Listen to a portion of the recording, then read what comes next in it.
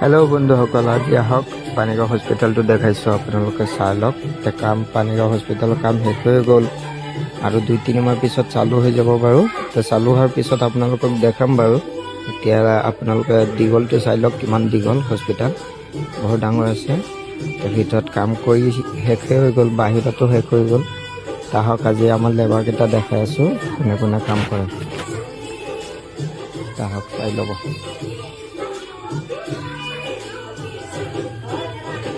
এইটো ওচৰত আহিছোঁ, আপোনালোকে চাব পাৰিব। চাই লওক, ডিজাইন কটা আছে। তাহক আমাৰ লেবাৰকেইটা ইয়াতে আছে, দেখাই দিওঁ বাৰু।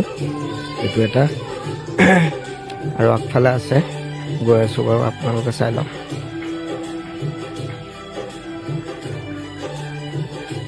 এয়া আপোনালোকে চাব পাৰিব, চাই লওক।